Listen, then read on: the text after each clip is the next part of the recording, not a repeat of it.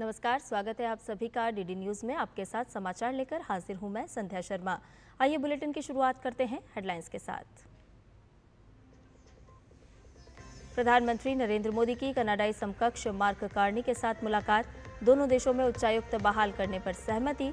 PM Modi ने कहा, Bharat Canada के संबंध बेहद महत्वपूर्ण।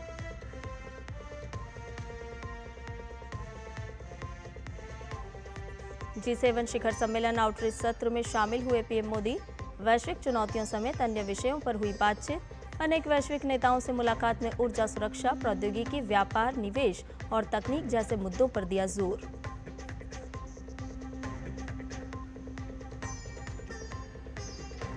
प्रधानमंत्री नरेंद्र मोदी कनाडा के सफल दौरे के बाद क्रोएशिया के लिए हुए रवाना। प्रधानमंत्री प्लैंकोविच के साथ करेंगे द्विपक्षीय बैठक।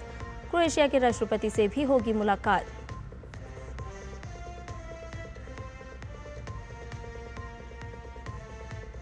ईरान और इजरायल के बीच छठे दिन घातक हमले हुए तेज। ईरान की रिवॉल्यूशनरी गार्ड ने इजरायल पर हाइपरसोनिक मिसाइल दागने का किया दावा। इजरायल में भारतीय दूतावास ने यात्रा परामर्श किया जारी। भारतीय नागरिकों के लिए हेल्पलाइन नंबर भी जारी।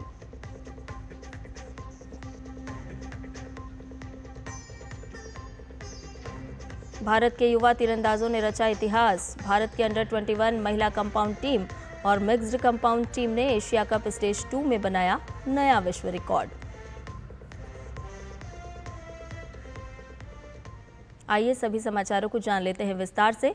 प्रधानमंत्री नरेंद्र मोदी और कनाडा के प्रधानमंत्री कार्नी के बीच हुई द्विपक्षीय बैठक में दोनों देशों के संबंधों में सुधार की दिशा में एक बड़ा कदम उठाया गया है। इस बैठक में घोषणा की गई है कि भारत और कनाडा एक दूसरे के देशों में नए उच्चायुक्तों की नियुक्ति करेंगे। दोनों नेताओं ने द्विपक्षीय मुलाकात के दौरान आपसी सहमति से ये फैसला लिया कि भारत और कनाडा में नागरिकों और व्यवसायों के लिए नियमित सेवाओं की बहाली के लिए ये कदम आवश्यक है। इस निर्णय को द्विपक्षीय संबंधों में विश्वास बहाली और सहयोग को फिर से मजबूत करने की दिशा में एक सकारात्मक संकेत माना जा रहा है।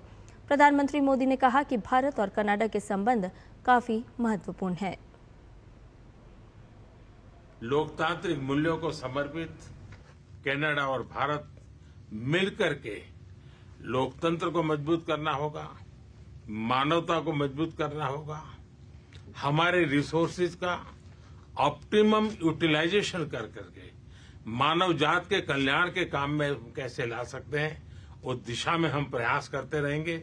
और मुझे विश्वास है कि प्रधानमंत्री जी के चुनाव के बाद मुझे पहली बार मिलने का मौका मिला है, तो इस चुनाव के भव्य विजय के लिए भी मैं उनको बधाई देता हूं और आने वाले कालखंड में उनके साथ भारत और कनाडा मिलकर के अनेक क्षेत्रों में प्रगति करेंगे।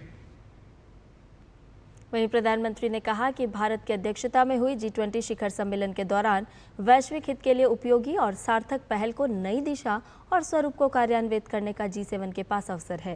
वहीं प्रधानमंत्री ने मानवता के कल्याण के प्रति भारत की अटूट प्रतिबद्धता भी जताई। पिछले दिनों G20 समिट की अध्यक्षता के रूप में भारत ने विश्व के लिए अनेक उपकारक ऐसे इनिशिएटिव लिए हैं। आज G7 के अंदर G20 में भारत ने जो मजबूत नींव रखी है उसको एक प्रकार से नए स्वरूप में G7 में उसके एग्जीक्यूशन की दिशा में ले जाने में एक बहुत बड़ा अवसर है और भारत इस अवसर का उपयोग ग्लोबल गुड के लिए करने के लिए हमेशा इच्छुक रहा है, आगे भी इच्छुक रहेगा। कनाडा के प्रधानमंत्री मार्क कार्नी ने प्रधानमंत्री मोदी का G7 सम्मेलन में आने पर खुशी जाहिर की। साथ ही उन्होंने ऊर्जा सुरक्षा, आर्टिफिशियल इंटेलिजेंस और आतंकवाद के खिलाफ मिलकर काम करने की इच्छा जताई। It's a great honor to host you at the G7. India has been coming to the G7, I believe, since 2018 in Biarritz with our French partners, and it's a testament to the importance of your country, to your leadership, and to the importance of the issues that we look to tackle together, from energy security, from the energy transition that you're helping to lead, to the future of artificial intelligence, to the fight that we have against transnational repression against terrorism, against other factors, and the work that we can do together. And it is my great honor to have you here. विदेश सचिव विक्रम मिस्री ने बताया कि Canada और भारत के प्रधानमंत्री ने आपसी मुलाकात में साझा व लोकतांत्रिक मूल्यों को लेकर बात की। वहीं उन्होंने बताया कि दोनों देशों के बीच राजनयिक संबंधों को एक बार फिर से स्थापित करने को लेकर सहमति बनी है। साथ ही व्यापारिक संबंध भी पुनर्स्थापित होंगे। The Prime Ministers agreed to take calibrated steps to restore stability to this very important relationship. And the first of these steps that was agreed on was to restore High Commissioners to each other's capitals at an early date. Other diplomatic steps will follow in due course. The two Prime Ministers also agreed to resume senior and working level mechanisms and discussions in a host of areas related to trade, to people contact and connectivity, all of them intended to bring greater momentum to the relationship. Canada के प्रधानमंत्री mark Carney ने G7 शिखर सम्मेलन के समापन पर कहा कि G7 शिखर सम्मेलन में भारत की उपस्थिति को देखते हुए भारत नेतृत्वकारी भूमिका निभाएगा। साथ ही उन्होंने ये भी कहा कि पीएम मोदी के साथ हुई उनकी बैठक बेहद महत्वपूर्ण थी। In terms of the bilateral relationship, which is your question, I think the meeting today was important, but I would describe it as foundational, as a necessary first step, an exchange of views, frank, open exchange of views around law enforcement, transnational repression as two examples, an agreement to provide the necessary foundations to begin to rebuild a relationship based on mutual respect, sovereignty, trust, and that begins with what was agreed. You asked for concrete, which is that we will move to appoint high commissioners again. And let me just finish by putting that in context, which is there are very deep ties of people and businesses between Canada and India. It's well known. It's part of your point about where the relationship could go. Canada के PM ने आगे कहा कि ये पारस्परिक सम्मान, संप्रभुता और विश्वास पर आधारित संबंधों के पुनर्निर्माण के लिए आवश्यक नींव है। फिर से उच्चायुक्तों की नियुक्ति के लिए आगे बढ़ेंगे। In terms of Prime Minister Modi's attendance at the G7, Prime Minister Modi has attended every G7 since 2018.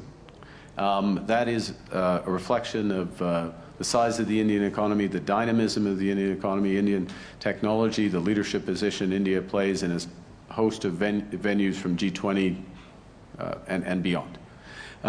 So as chair of the G7, hosting the Prime Minister in that context is entirely natural, entirely consistent. I fully expect the Prime Minister of India will be in attendance at the G7 next year.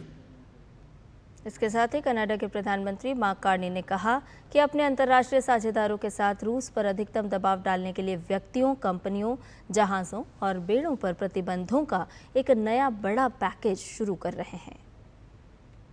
Canada's unwavering support for a secure, a free and sovereign Ukraine. And this morning I shared with President Zelensky and G7 partners what Canada is doing moving forward in multiple respects with measures to support Ukraine in its struggle in Russia's unjustified and barbaric war. A major new package of sanctions on individuals, on companies, on vessels, the Shadow Fleet, to exert maximum pressure on Russia. We're also sending over $2 billion in funding for drones, ammunition, armored vehicles to help Ukrainians defend their territory. $2.3 billion loan to help rebuild the infrastructure in that country. And take a moment to reiterate. साथ ही Canada PM ने यह भी कहा कि अमेरिकी राष्ट्रपति Donald Trump से भी उनकी बात हुई और आने वाले समय में कनाडा और अमेरिका के बीच समझौता होगा। That Canada is taking as we negotiate a new economic and security partnership with the United States. And as I've stressed repeatedly, we will take all the time necessary to do that, but no more. And yesterday, President Trump and I agreed to continue to pursue those negotiations, intensify them towards a deal within the coming 30 days. And so the President and I, as well as our respective cabinet ministers and officials, will remain in close contact in the coming days to deliver on that timeline. Canada के कैनानास्किस में G7 शिखर सम्मेलन में प्रधानमंत्री नरेंद्र मोदी का स्वागत Canada के प्रधानमंत्री mark Carney ने किया। G7 के आउटरीच कार्यक्रम में भारत, ऑस्ट्रेलिया, दक्षिण अफ्रीका, दक्षिण कोरिया, मैक्सिको, यूक्रेन ने हिस्सा लिया। इसके अलावा विश्व बैंक और संयुक्त राष्ट्र संघ ने भी बैठक में हिस्सा लिया।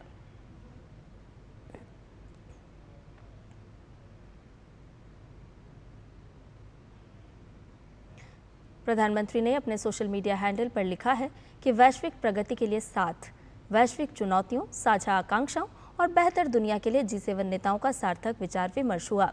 विदेश मंत्रालय ने भी सोशल मीडिया पर जानकारी दी है कि साझा मूल्यों को बढ़ावा देने और वैश्विक चुनौतियों के समाधान के प्रति सामूहिक प्रतिबद्धता के लिए प्रधानमंत्री नरेंद्र मोदी G7 के नेताओं और आमंत्रित साझेदारों के साथ।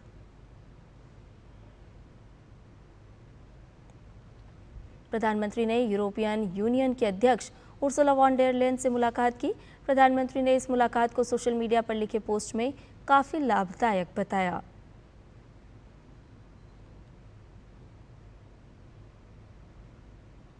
प्रधानमंत्री नरेंद्र मोदी और इटली की प्रधानमंत्री जॉर्जिया मेलोनी की मुलाकात भी G7 सम्मेलन से इतर हुई। दोनों नेताओं ने साझा मूल्यों को लेकर बातचीत की। प्रधानमंत्री नरेंद्र मोदी ने इटली के प्रधानमंत्री के सोशल मीडिया हैंडल को कोट करते हुए लिखा कि प्रधानमंत्री जॉर्जिया मेलोनी, भारत इटली की मजबूत हो रही मित्रता से दोनों देशों के लोगों को लाभ होगा। यूनाइटेड किंगडम के प्रधानमंत्री कीर स्टारमर से प्रधानमंत्री नरेंद्र मोदी ने मुलाकात की। प्रधानमंत्री मोदी ने अपने सोशल मीडिया पर लिखा कि प्रधानमंत्री कीर स्टारमर के साथ बातचीत खास रही। भारत और यूनाइटेड किंगडम के मजबूत होते रिश्ते व्यापार व वाणिज्य में नजर आ रहे हैं। हम इस दोस्ती को और मजबूती देने के लिए साथ में काम करते रहेंगे।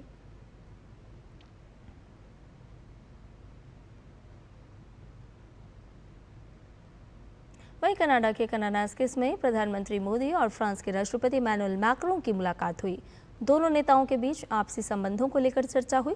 प्रधानमंत्री ने अपने सोशल मीडिया हैंडल पर साझा किया कि मित्र व राष्ट्रपति इमैनुअल मैक्रों के साथ विभिन्न मुद्दों पर बातचीत करना हमेशा आनंददायक होता है। भारत और फ्रांस वैश्विक भलाई के लिए साथ मिलकर काम करते रहेंगे।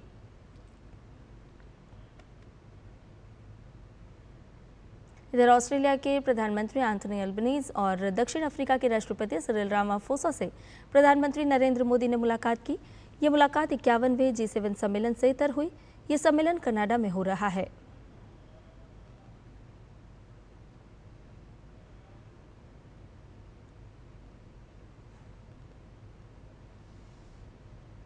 वहीं दक्षिण कोरिया के राष्ट्रपति ली जे-म्यांग से प्रधानमंत्री मोदी ने मुलाकात की। प्रधानमंत्री ने अपने सोशल मीडिया हैंडल एक्स पर लिखा कि राष्ट्रपति ली जे-म्यांग से मुलाकात अच्छी रही। भारत और कोरिया गणराज्य वाणिज्य, निवेश, तकनीक, ग्रीन हाइड्रोजन और जहाज निर्माण के साथ अन्य क्षेत्रों में सहयोग के लिए तैयार हैं। वहीं विदेश मंत्रालय ने सोशल मीडिया पर जानकारी दी कि दोनों नेताओं ने आपसी संबंधों को प्रगाढ़ बनाने को प्रतिबद्धता जताई। खासतौर पर रणनीतिक साझेदारी को मजबूती देने के लिए महत्वपूर्ण और उभरती प्रौद्योगिकियों, हरित हाइड्रोजन, जहाज निर्माण, संस्कृति और व्यापार व अर्थव्यवस्था, लोगों के आपसी संबंध को और बढ़ाने पर चर्चा हुई। साथ ही क्षेत्रीय व वैश्विक मुद्दों पर भी चर्चा हुई।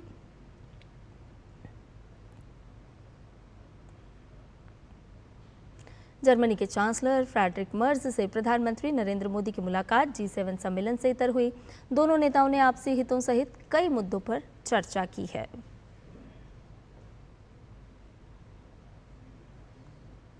इक्यावनवें G7 सम्मेलन के इतर प्रधानमंत्री ने मैक्सिको की राष्ट्रपति क्लाउडिया शैनबॉम पार्डो से मुलाकात की। प्रधानमंत्री ने अपने सोशल मीडिया पर लिखा कि मैक्सिको की राष्ट्रपति क्लाउडिया शैनबॉम से मुलाकात अच्छी रही। मैक्सिको के 2 शताब्दी के इतिहास में पहली महिला राष्ट्रपति चुने जाने पर मैंने उन्हें बधाई दी। भारत मैक्सिको के बीच कृषि, सेमीकंडक्टर, क्रिटिकल मिनरल, स्वास्थ्य सहित अन्य क्षेत्रों में अपार संभावनाएं हैं। साथ ही आपसी संबंधों को बढ़ाने को लेकर भी चर्चा की।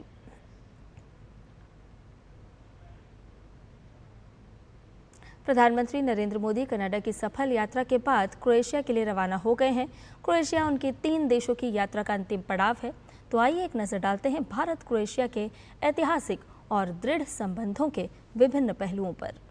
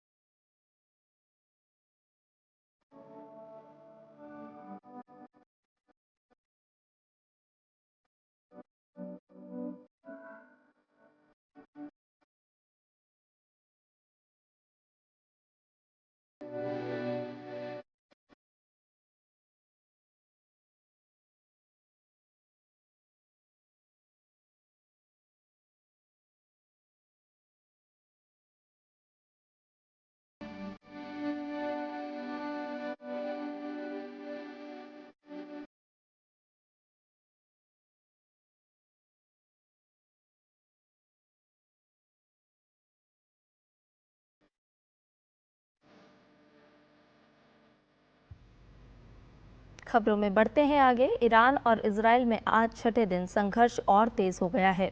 इजरायली सेना ने कहा कि आज तड़के ईरान की तरफ से मिसाइलों से हमले किए गए। ईरान के हमले के बाद तेल अवीव में विस्फोटों की आवाज़ सुनाई दी। इस बीच ईरान के रिवॉल्यूशनरी गार्ड ने इजराइल पर नवीनतम हमले के दौरान हाइपरसोनिक मिसाइलों का इस्तेमाल करने का दावा किया। रिवॉल्यूशनरी गार्ड्स ने स्टेट टेलीविजन द्वारा प्रसारित एक बयान में कहा कि फतेह एक मिसाइलों का उपयोग करते हुए गर्वित ऑपरेशन ऑनेस्ट प्रॉमिस 3 की 11वीं लहर चलाई गई, जिसमें दावा किया गया कि ईरानी बलों ने कब्जे वाले क्षेत्रों के आसमान पर पूरा नियंत्रण हासिल कर लिया है। इस बीच ईरान के रिवॉल्यूशनरी गार्ड ने तेल अवीव के एक हिस्से के लिए निकासी अलर्ट जारी किया है। इधर ईरान और इजराइल के बीच जारी टकराव के बीच अमेरिका के राष्ट्रपति डोनाल्ड ट्रंप ने ईरान से बिना शर्त आत्मसमर्पण की बात कही। डोनाल्ड ट्रंप ने कड़ी चेतावनी देते हुए कहा कि अमेरिका ईरान के सर्वोच्च नेता अयातुल्ला अली खामेनेई के ठिकाने की सटीक जानकारी रखता है। हालांकि उन्होंने ये भी स्पष्ट किया कि फिलहाल उन्हें मारने का इरादा नहीं है। अमेरिकी विदेश मंत्रालय ने कहा है कि यरूशलेम में अमेरिकी दूतावास सुरक्षा चिंताओं की वजह से शुक्रवार तक बंद रहेगा। मंत्रालय ने बताया कि ये फैसला इजरायली सेना IDF की होम फ्रंट कमांड की सलाह के आधार पर लिया गया है। यरूशलेम और तेल अवीव में कांसुलर सेवाएं भी बंद रहेंगी। अमेरिकी विदेश मंत्रालय ने कहा कि फिलहाल अमेरिकी नागरिकों को इजरायल से निकालने के लिए कोई मदद उपलब्ध नहीं है। इधर भारतीय नौसेना का पहला anti submarine warfare shallow water craft युद्धपोत अर्नाला आज नौसेना में शामिल हो जाएगा। दरअसल भारतीय नौसेना की तटीय रक्षा क्षमताओं को और सुदृढ़ करने के लिए 16 स्वदेशी रूप से डिजाइन और निर्मित anti submarine warfare shallow water craft युद्धपोतों को नौसेना में शामिल किया जा रहा है। इस श्रृंखला का पहला युद्धपोत अर्नाला 8 मई को सौंपा गया था। ये परियोजना आत्मनिर्भर भारत अभियान के तहत भारतीय समुद्री सुरक्षा क्षमताओं को बढ़ाने की दिशा में एक महत्वपूर्ण कदम है।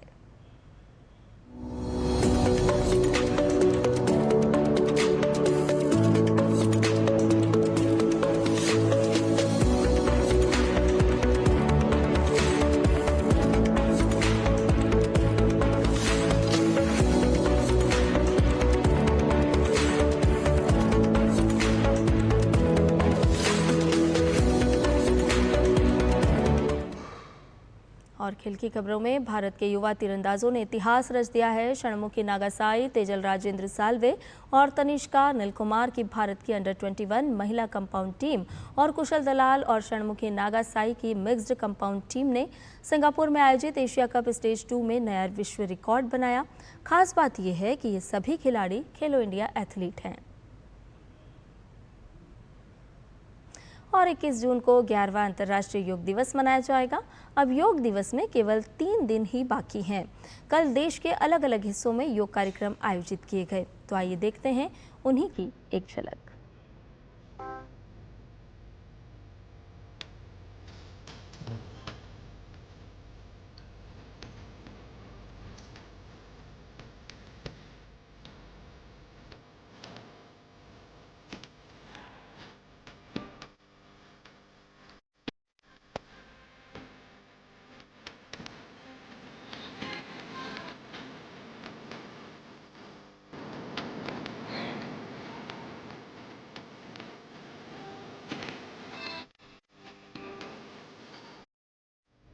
21 जून को अंतर्राष्ट्रीय योग दिवस मनाया जाता है।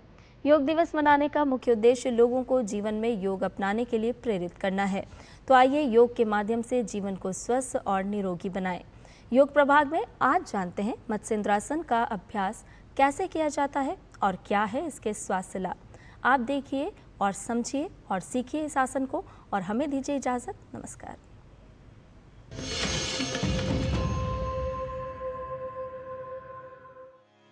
नमस्ते, मैं हूं आचार्य प्रतिष्ठा। आज हम एक ऐसा आसन सीखने वाले हैं जो डायबिटिक पेशेंट्स के लिए तो रामबाण का काम करता है। इसी के साथ साथ अगर आपकी कमर में दर्द रहता है तो आपकी स्पाइनल फ्लेक्सिबिलिटी को बढ़ाता है। ये हमारे पैंक्रियाज को हेल्दी करता है और ये हमारी ओवरऑल हेल्थ के लिए भी एक बहुत ही अच्छा आसन है। इसको कई स्टेप्स में किया जाता है, 1/4, हाफ, पूर्ण। आसन का नाम है अर्ध मत्स्येंद्रासन। अर्ध मत्स्येंद्रासन यानी मत्स्येंद्र का आधा और फिर मत्स्येंद्रासन। हम इसका इजी वर्जन भी सीखेंगे, थोड़ा सा एडवांस वर्जन भी सीखेंगे। आपकी जितनी शरीर की क्षमता है आप ऐसा ऐसे कर सकते हैं। पैरों को इस तरह से सामने फैला देंगे और पहले हम इसका इजी वर्जन सीखते हैं। तो इजी वर्जन के लिए पैर सामने फैले रहेंगे और बायां पैर सामने रहेगा, दाएं पैर को इस तरह से फोल्ड कर देंगे। अब आपका जो बायां हाथ है उसकी बगल में आपको दाएं घुटने को लेकर जाना है। ध्यान से समझिए, थोड़ा सा कॉम्प्लिकेटेड लग सकता है पर समझ आ गया तो बहुत बहुत लाभकारी है।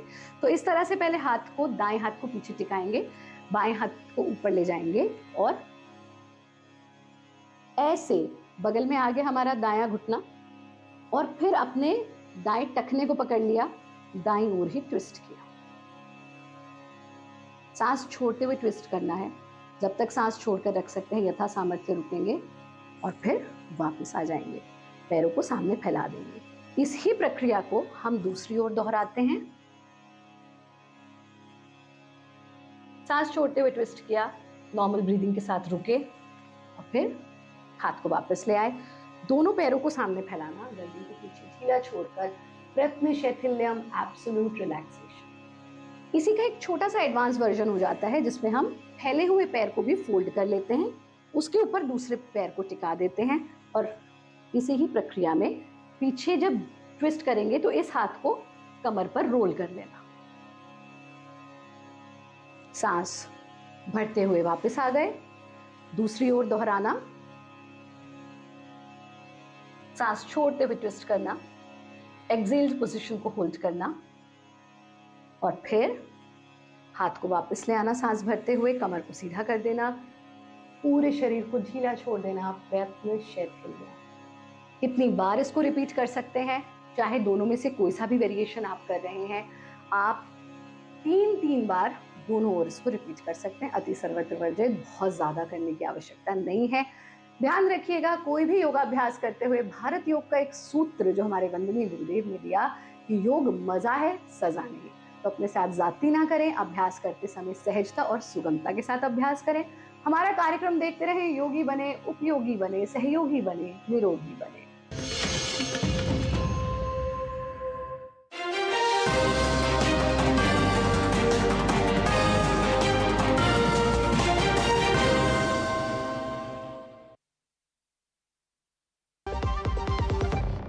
LIC लाया है unit linked insurance plan index plus. जीवन बीमा पाइए और निफ्टी स्टॉक्स के साथ अपने मार्केट रिटर्न्स को तेजी से बढ़ाइए। इस अट्रैक्टिव कॉम्बिनेशन के साथ अपना कल सुरक्षित कीजिए। सिर्फ 2,500 रुपए मंथली प्रीमियम से शुरुआत कीजिए। आज ही LICindia.in पर जाएं।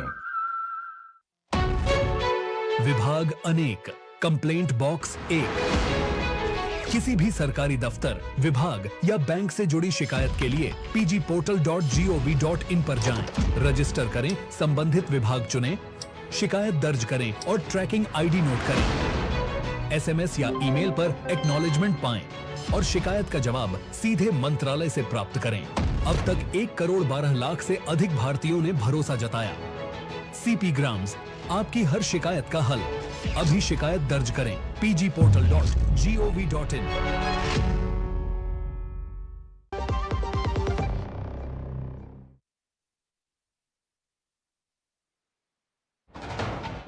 कश्मीर से कन्याकुमारी तक, कच्छ से कामाख्या तक, राज्यों की राजधानियों